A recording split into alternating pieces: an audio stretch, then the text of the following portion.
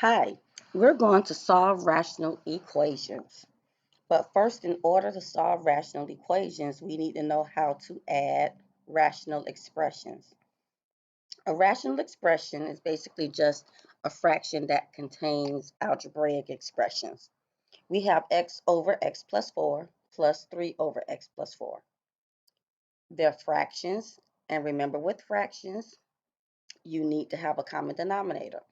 Both of our denominators are x plus 4, so we can easily add them together. So we just need to combine the numerators. So x plus 3 over x plus 4.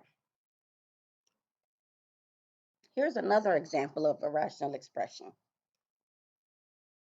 Notice that our denominators here are 4 and x minus 2. They are not the same, they are different. So remember, we need to have a common denominator.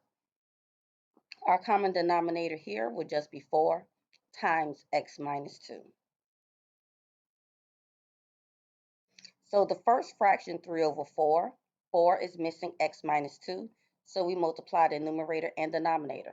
Remember, whatever you multiply by the denominator, you must multiply by the numerator as well. The second one, we're missing 4, so we multiply 4 in the numerator and denominator. Now we simplify. Distribute 3 here, we get 3x minus 6. 5 times 4 is 20. We also are going to distribute in the denominator. We combine 3x minus 6 plus 20 to make it 1 since our denominators are the same. Then 4 times x minus 2, we get 4x minus 8. Now combine the minus 6 plus 20. We get 3x plus 14 over 4x minus 8. So that was just a small recap of adding rational expressions. Now we're going to solve rational equations. Okay, here's an example of a rational equation. X over 2 times x plus 3 plus 1 over x plus 3 equal to 1. Remember, an equation has an equal sign in it. Anytime it has an equal to sign in it, that's when you're going to have x equal to a number. That's when you actually solve. So now our denominators are 2 times x plus 3 and x plus 3. So both of them have x plus 3. This one has a 2 with it. So this one is missing the 2. So our common denominator would be 2 times x plus 3. So the first one, there's nothing we need to do. It has 2 times x plus 3. The second one is missing 2. So notice we multiply 2 in the numerator and denominator. 1 times 2 is just 2. Now our denominators are the same. Now we can combine them.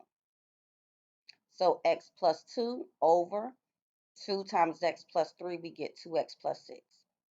Now we can cross multiply. Remember that 1 is over 1. It becomes a fraction by putting it over 1. So 1 times 2x plus 6 equal 1 times x plus 2. And we distribute the 1. We get 2x plus 6 equal x plus 2. Now we have an equation with x on both sides of the equation. So this 1x, we're going to move to the other side by subtracting because it's positive. So 2x minus 1x is 1x plus 6 equal to 2. Now this 6 is added to x, so we subtract it on both sides. 2 minus 6 is negative 4. So we have a solution of x equal negative 4. Now we have to make sure that that solution is not extraneous. In order to do that, we take that negative 4 and plug it back into our common denominator. Remember, our common denominator is 2 times x plus 3. So we're going to plug in the negative 4 where the x is. So 2 times negative 4 plus 3, that's 2 times negative 1, which is negative 2. If that had equals 0, then it would have been extraneous, meaning it would not have been a solution. But since it does not equal 0, this solution is not extraneous, so it is a solution. So x equal to -4 is our solution for this equation. Here is another example. 6 over x plus 2 plus 1 over x minus 2 equal to 1. Our denominators are x plus 2 and x minus 2. They are different. So what we're going to do is multiply the two together. X plus 2 times x minus 2. This first one is missing the x minus 2, so notice we multiply it, numerator and denominator. This second one is missing x plus 2. We multiply it, numerator and denominator. Now simplify by distributing. We get 6x minus 12 plus 1x plus 2 all over x plus 2 times x minus 2. Now combine them. 6x plus 1x is 7x. Negative 12 plus 2 is negative 10. Now we want to cross multiply. So 1 times x plus 2 times x minus 2 equal 1 times 7x minus 10. Now we need to FOIL out x plus 2 times x minus 2. When we do that, first, x times x is x squared. Outer, x times negative 2 is negative 2x. Inner, positive 2 times x is positive 2x. Last, positive 2 times negative 2 is negative 4. Now the 2 in the middle are alike. They are like terms, so we combine them. Negative 2 plus 2 cancels out to 0. So we're only left with x squared minus 4 equal to 7x minus 10. So now we need to make that right side 0 by minusing 7x and adding 10. When we do that, we get x squared minus 7x plus 6 equal to 0. Now we want to factor.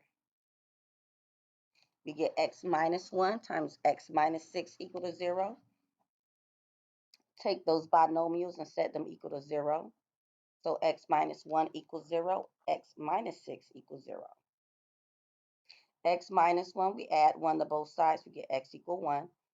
X minus 6, we add 6 to both sides, we get x equal to 6. Now we need to check for those extraneous solutions. Make sure we don't get a 0 when we plug in the 1 or 6. So we're going to take our common denominator, x plus 2 times x minus 2. First plug in 1. That's 1 plus 2 times 1 minus 2.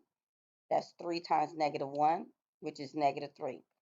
That's not extraneous. So 1 is a solution.